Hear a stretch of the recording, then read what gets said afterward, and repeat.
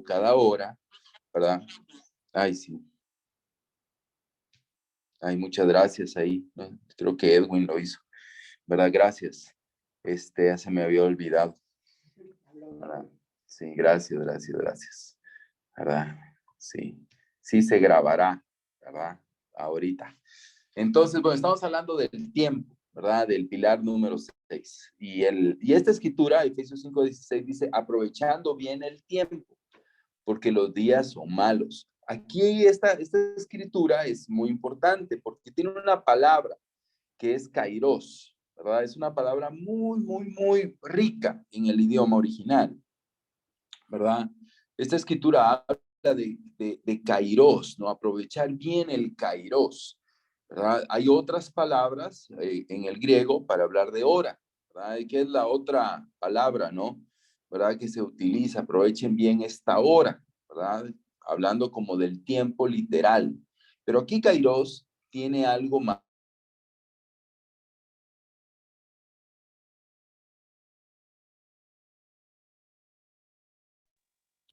¿Se te perdió el audio? ¿O solo yo no escucho? Más profundo. Perdimos unos segundos. Ok, ¿ya me escuchan? Ya. Gracias. Ok, entonces kairos significa no solo tiempo, no solo hora, sino tiempo oportuno, ¿verdad? Por eso otras versiones dicen el tiempo oportuno. Entonces, hay un momento, una temporada, como veíamos en Eclesiastés, y hay un momento oportuno. Y la sabiduría nos permite el entender cuál es el tiempo para cada cosa, ¿verdad? Y todo tiene su tiempo, como dice, ¿no? Ahorita en Shela, un ejemplo, ¿verdad? En el mes de abril van a estar preparando la tierra para sembrar, ¿verdad? Ya van a empezar a preparar para sembrar maíz, para tener listo el maíz para las primeras lluvias de mayo, aunque ahora ya llovió, ¿verdad?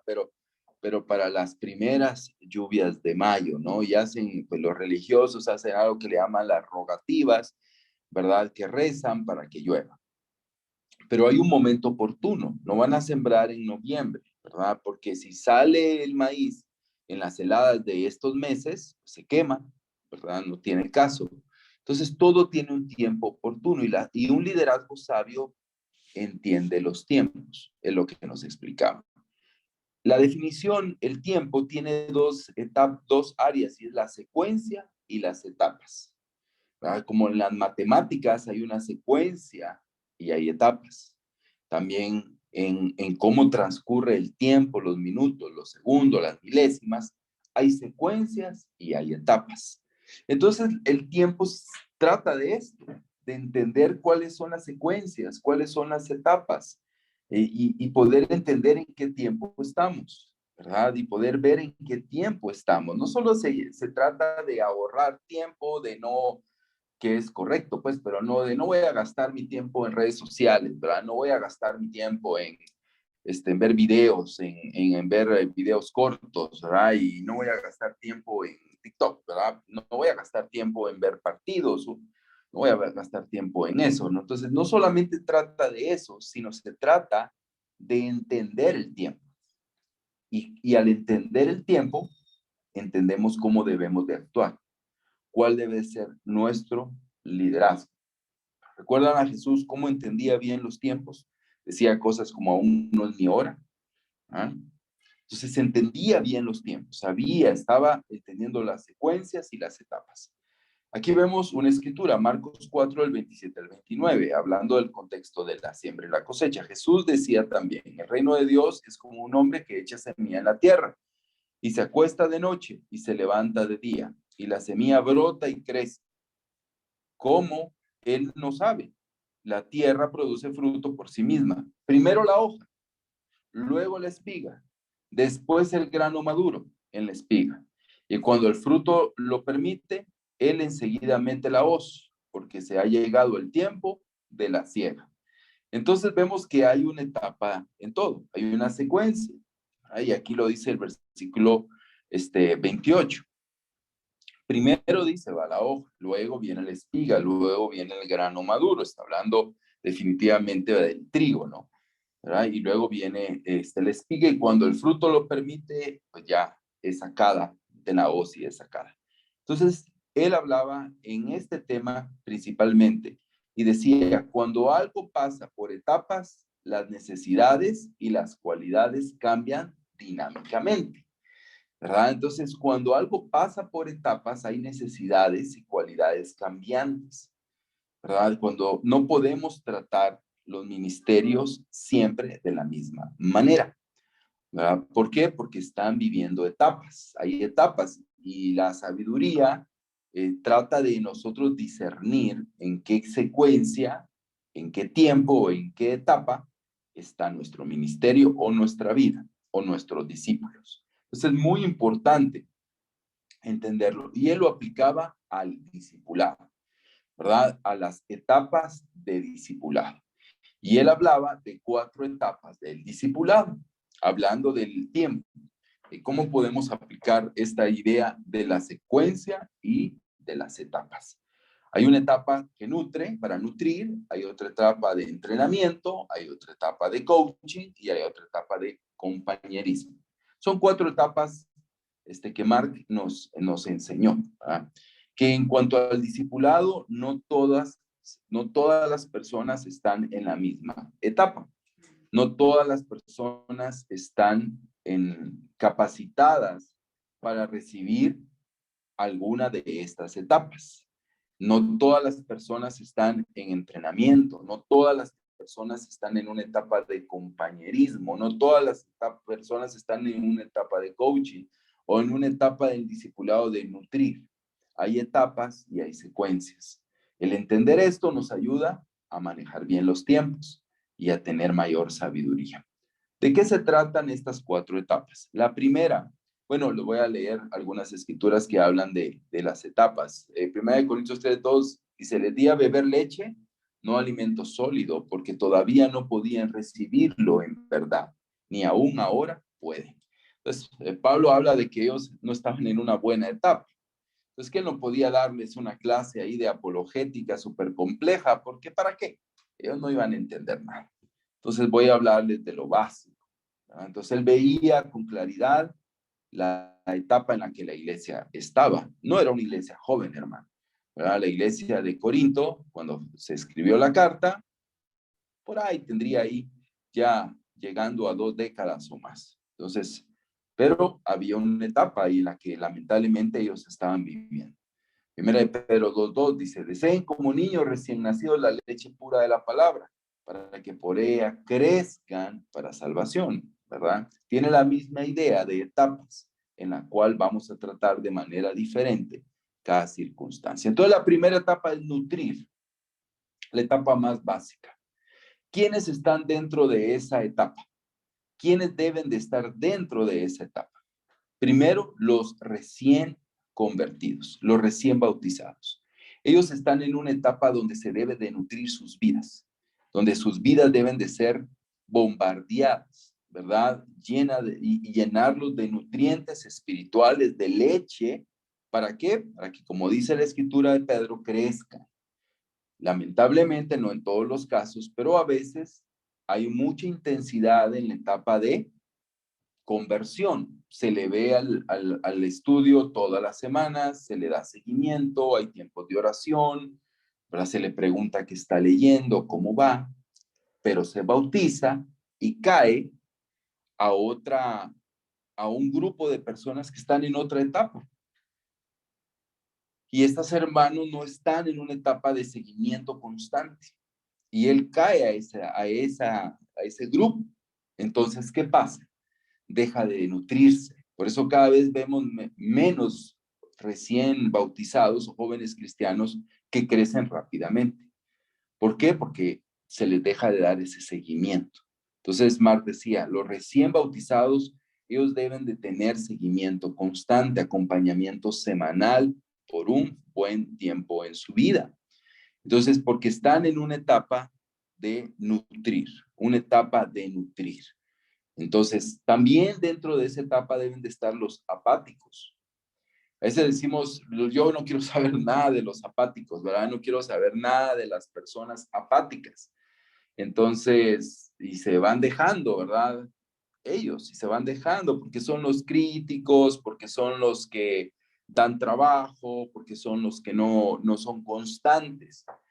Entonces decía él, esta apatía es por una falta de crecimiento, ¿verdad? Como estaba la iglesia en Corinto. La iglesia de Corinto estaba muy apática, muy peleonera. Entonces, ¿qué necesitaba la iglesia? Es un acompañamiento constante. Entonces, los apáticos están dentro de ese grupo que necesita nutrir. Y nosotros en nuestro liderazgo debemos identificar a esas personas y en lugar de dejarlos ahí, ¿verdad? Y, ay, yo no quiero saber nada de ellos, ser constantes. Otros son los débiles. Aquí los débiles no son las personas que están mal espiritualmente, porque esos son los apáticos, sino aquí los débiles son las personas que están enfermas, las personas que tienen familiares enfermos, las personas que tienen problemas económicos, las personas que están sintiéndose débil por alguna circunstancia externa en su vida, los que están pasando por un tiempo difícil, ¿verdad?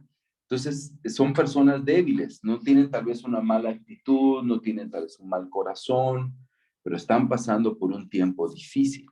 Entonces, ellos necesitan ser nutridos, ¿verdad? Necesitan ser nutridos. Entonces, ahí va el agricultor y mira que esa plantita está ahí toda débil, está llena de hongos, tiene gusanos. ¿Qué hace? La deja ahí. Ahí voy a ver en una semana a ver qué pasa. Ahí regreso al fin de mes. No, eso es urgente, ¿verdad? La siguiente que Mar decía son los desconectados relacionalmente. Hay personas que no tienen amigos en la iglesia, ¿verdad? Que llegan los domingos, que están ahí, pero están desconectados relacionalmente, no tienen amistades profundas, ¿verdad? No tienen una mala actitud, no están pasando ninguna circunstancia difícil en su vida, pero no se conectan a la iglesia, no tienen amigos. ¿Qué necesitan estas personas? Estas personas están en una etapa y la etapa es una etapa en la que necesita nutrirse. Necesitan un acompañamiento semanal. Estas personas necesitan ser vistas semanalmente, ¿verdad? Necesitan ser vistas semanalmente. Entonces es muy importante entender en qué estado están las personas. Parte de esta sabiduría es nutrir, pero hay que medir esa secuencia y en qué etapa está esta persona para saber cómo actuar, ¿verdad? Al medir el tiempo, al entender el kairos de esta persona, es decir, esta persona ahorita no está para ser entrenada, no está para enseñarle un curso de predicación. Esta persona está pasando un tiempo difícil, entonces yo necesito fortalecerlo, ¿verdad? Pero el entenderlo es parte de este pilar de sabiduría. El siguiente es el entrenamiento, ¿verdad? El ocupar, esta es la relación maestro-alumno, ¿sí?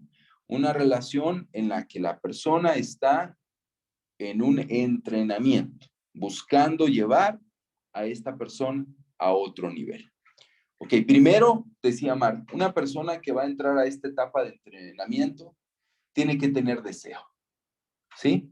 Tiene que tener el deseo de ser entrenada. No malgastes tu tiempo, tu kairos, en personas que pueden tener talento, pero no tienen el deseo, no quieren ser entrenadas. Tú puedes soñar, tú puedes querer, pero no, tiene que haber deseo. Ese es el componente. ¿Quién está listo? El que tiene deseo. ¿Por qué? Porque en esta etapa se necesita petición, corrección y empezar a dar responsabilidad. Entonces tiene que haber ese deseo y tiene que estar listo la persona. Para mí un ejemplo ha sido un gozo pues, en mi corazón poder ayudar a Luis Carlos en esta etapa, ¿verdad? De entrenamiento como predicador.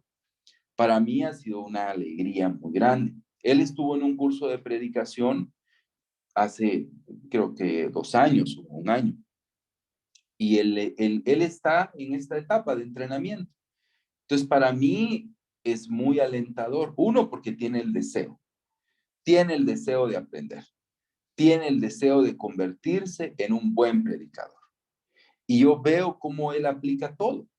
Es obediente, ¿verdad? Es obediente. Él es obediente a lo que yo le digo. Él imita, ¿no? Él me manda él trabaja sus bosquejos, él trabaja sí, pues ahí hacemos con él todo un proceso. Imagínense, él hace una familiarización del texto. Si yo les enseñara todo su trabajo antes de predicar, él hace toda la familiarización del texto, hace un bosquejo exegético, hace un sumario versículo por versículo, hace una idea central, ¿verdad? Solo eso son 3 hojas, fácil. Y él es obediente y me las manda, ¿no? ¿Verdad? Y yo veo, aprendió, ¿verdad? Hace después un bosquejo homilético con el cual él predica, ¿verdad? Entonces, es obediente, pero tiene el deseo, me manda días antes, así como ayer, va a predicar mañana, el domingo en la noche, me mandó el bosquejo exegético y toda su familiarización, todo su estudio exegético, ¿verdad? Y yo lo revisé ayer tempranito, ya le mandé correcciones. Hoy, sin duda alguna, me va a mandar ya su bosquejo con el cual va a predicar, ¿verdad? Entonces hay obediencia, hay imitación, hay repetición, hay cosas que vemos cada vez que él predica. Mira esto, otra vez hay corrección, ¿verdad? En la última vez creo que dijo 70 veces permanece en su clase. Entonces yo tengo que estar ahí cuando él predica, ¿no? Dije, oh, se te pasó la mano, le dije, son 70 veces, dijiste permanecer o permanece o permanezco, o sea, el verbo en todas sus conjugaciones. Entonces, hay corrección, pero hay responsabilidad, él es responsable, él está listo, él está preparado, él no está el miércoles en la mañana, ay, que voy a predicar, no, ¿verdad? O el sábado en la noche, él es responsable. Entonces es un gozo, pero hay un componente que es el deseo, ¿verdad? Hay un deseo muy profundo, hay un deseo muy grande. Entonces yo creo que esta etapa de entrenamiento no pueden estar todos, no pueden estar todos. Nosotros como líderes debemos de elegir personas que pueden estar en etapas de entrenamiento, pero que tienen que estar dispuestas. Entonces, esta es una etapa muy importante en nuestro liderazgo. La siguiente, la etapa del coaching, ¿verdad? Y a mí me confundió un poco, ¿no? Pero entrenamiento no es coaching, o sea, no es lo mismo, no es entrenador, el coach, ¿verdad? Pero no, él lo explicaba, es distinto. El coaching ya es más una etapa de madurez, ¿verdad? Donde sigue habiendo la idea de un maestro y un alumno, ¿verdad? De un mentor, ¿verdad? Y un seguidor, sigue existiendo esa etapa, pero es una etapa de mayor madurez, ¿verdad? Es una etapa donde existe responsabilidad, donde la persona que está en esta etapa ya es una persona competente, ¿verdad? La relación que Alex tiene con Edwin, conmigo, está en esta etapa, ¿verdad? No es que no haya momentos en nuestra vida donde nos tiene que entrenar y momentos donde tal vez entremos en debilidad, ¿verdad? O en situaciones difíciles que nos tiene que nutrir. Pero normalmente estamos en esta etapa porque ya hay competencia. Alex no se va a sentar con nosotros a enseñarnos a predicar, a enseñarnos cómo hacer un tiempo de discipulado, a enseñarnos a hacer una charla bíblica, ¿verdad? Ya existe un crecimiento, pero siempre existe esa etapa de apoyo y soporte.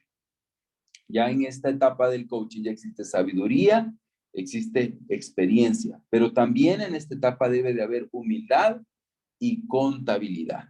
O sea, hay una rendición de cuentas. En esta etapa del coaching hay una rendición de cuentas, ¿verdad? No estamos, digámoslo así, como libres, ¿no? No, hay un acompañamiento importante, pero hay una rendición de cuentas. Tal vez no va a ser tan constante como un acompañamiento semanal donde nos sentamos cada semana a revisar, a ver, a hablar, pero sí hay constancia, pero hay una relación donde permea y crece porque hay madurez. Y la última etapa es la del compañero, ¿verdad? Del compañerismo, donde hay una relación igual a igual, ¿verdad? Donde hay una relación de ánimo mutuo, de sumisión mutua, ¿verdad? Y esa etapa puede ser importante porque pueden nuestros discípulos un día crecer a tal nivel de estar en una etapa de compañerismo, donde hay ánimo mutuo, pero donde también hay sumisión mutua, ¿verdad? Donde también nosotros con nuestros pares, con las personas que están, digámoslo así, en nuestro mismo nivel, con los otros líderes de iglesia, ¿verdad? Podemos tener una relación de compañerismo, donde hay ánimo mutuo, donde hay sumisión mutua, ¿verdad? Y donde estamos siendo pues, compañeros, ¿verdad? De batalla. Entonces son 4 etapas que nos enseñaba Mark que debemos de pensar en el discipulado. Como ustedes saben, en Estados Unidos, bueno, todas digo yo, no sé si habrá alguna, pero yo por lo menos en lo que anduve preguntando, pues la cosa no pinta muy bien, ¿no? ¿Verdad? Ya no existe un discipulado vertical, ¿verdad? Tienen sus razones bíblicas y lo que quieras, pero tampoco existe un discipulado asignado. Creen en el discipulado, pero pues cada quien busca, ¿no? Ahí a su discipulador y en esa búsqueda, tú sabes cómo somos principalmente los latinos, nunca se va a encontrar. Yo creo que regresando al tema de la semana pasada, creo que nosotros no podemos estar en ese nivel. Nosotros necesitamos estructura, ¿verdad? Pero hay 4 etapas aún dentro de esa estructura donde nosotros debemos de identificar a la gente que dirigimos. ¿En qué etapa está Pancho López? Dijo Héctor Cruz. Ok, Pancho López está en una etapa de compañerismo. Estamos igual, puedo rendir cuentas a él, hay ánimo mutuo, ¿verdad? Pero está el otro que está en una etapa de coaching, donde todavía necesita bastante rendición de cuentas, pero hay madurez. Yo no le tengo que enseñar, ¿verdad? Yo no le tengo que enseñar a predicar, yo no tengo que enseñar a organizar, ya no, porque él ya lo sabe, ya tiene experiencia, pero necesita rendición de cuentas. Puede ser que nosotros estemos en ese. También, como vimos, el del entrenamiento. ¿Cómo vamos a entrenar? Hablamos de las nuevas generaciones, amén, amén, pero debe de haber un entrenamiento, pero debe de haber un deseo.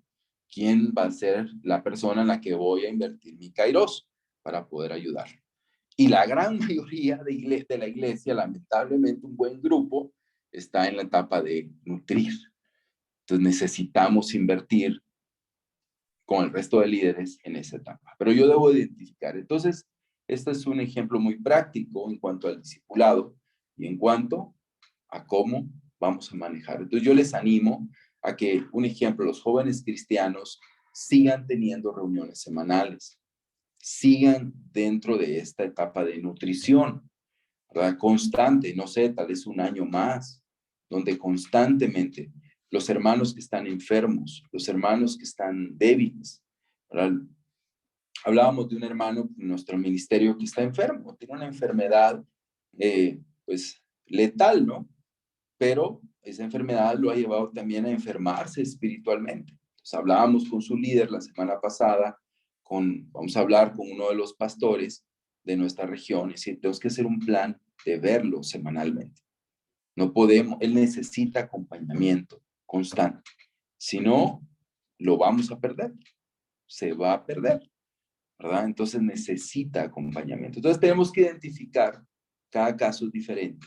Antes cortábamos todo con la misma tijera, ¿verdad? Pero cada caso es distinto y cada nivel de madurez debe de ser distinta, y yo quiero ser tratado según mi nivel de madurez, y yo sé que tú también quieres ser tratado según ese nivel de madurez, pero yo también quiero ser un aprendiz en áreas que no sé. Debo de buscar también esa parte. Ayúdame, entréname en esta parte. Yo no sé cómo hacer esto, yo no sé, entréname por favor y ayúdame porque no lo sé. Entonces, eso es. Sí, el último punto es la comunicación, ¿verdad? El poder de las palabras. La sabiduría sabe hablar, ¿verdad? Entonces veamos, para concluir, algunos versículos de Proverbios 15, que aunque es una miscelánea de temas, el tema que más sobresale es el de las palabras. Proverbios 15, 1 y 2 dice, la suave respuesta aparta el furor, pero la palabra hiriente hace subir la ira. La lengua del sabio hace grato el conocimiento, pero la boca de los necios habla necedades. Entonces vemos, ¿no? La sabiduría Un pilar de la sabiduría es nuestras respuestas suaves, ¿verdad? No palabras hirientes. Lengua sabia destila, es grata al conocimiento. Pero no ser necios, porque los necios hablan necedades. Entonces la sabiduría se va a ver por nuestra manera de hablar, ¿verdad? El pez por su boca muere, pero igual nuestra evidencia de sabiduría o necedad estará amarrada, ligada a la manera en la que hablamos y comunicamos. La lengua pasible, ¿qué dice? Es árbol de vida, pero la perversidad en ella quebranta el espíritu o hasta los huesos, ¿no? ¿Verdad? Entonces, ¿qué vemos? La lengua pasible, la lengua mansa, la lengua amable, ¿verdad? La lengua espiritual, sabia, es un árbol de vida. ¿Qué produce la buena comunicación? Produce vida. Pero la mala comunicación quebranta el espíritu. Nuestras iglesias van a vivir árbol de vida si nosotros nos comunicamos hacia ellas de una manera apacible, ¿verdad? Una manera sabia. Pero si nos comunicamos con perversidad, con maldad, con mala intención, vamos a quebrar la iglesia, vamos a quebrar el espíritu de la iglesia, vamos a desanimar a la iglesia.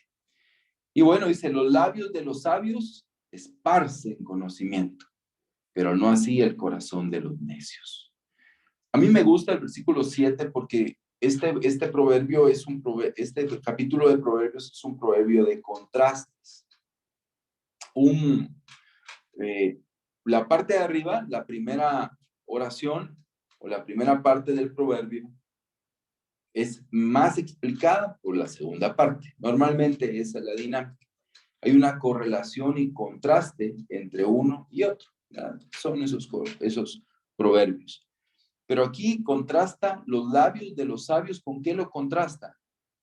Los labios los contrasta con el corazón. ¿Sí? Con el corazón. O sea, realmente, ¿qué dijo Jesús? ¿De qué habla la boca? De lo que abunda en el corazón. Entonces, el sabio trabaja en su corazón, porque si su corazón es sabio, o sea, su mente, su corazón y su voluntad son sabias, asimismo será sus palabras. Sabios contrasta con necios y obviamente esparcir conocimiento contrasta con el no así. Hermano, el liderazgo bien comunicado, sabio, va a esparcir conocimiento, va a enseñar, pero el labio necio, los labios necios de un mal corazón, no van a enseñar.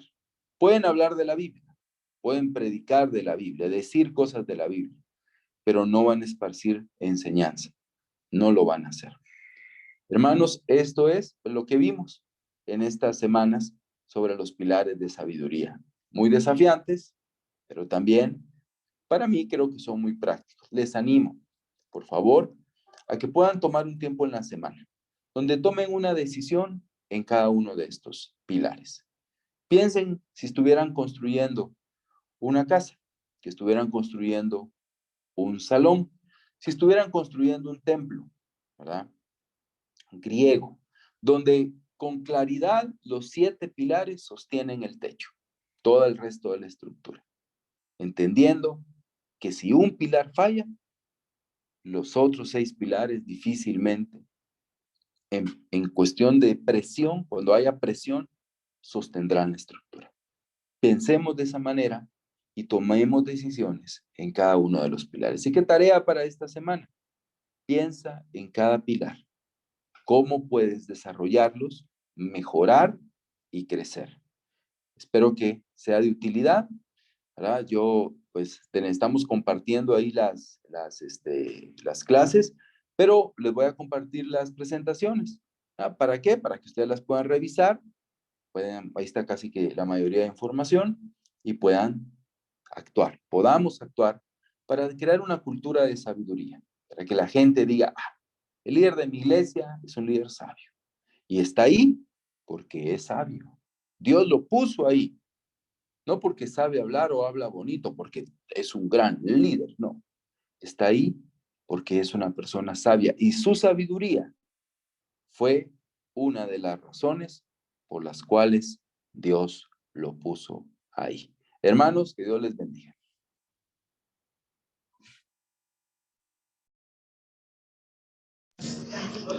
Muchas gracias. Muchas gracias, Paulo.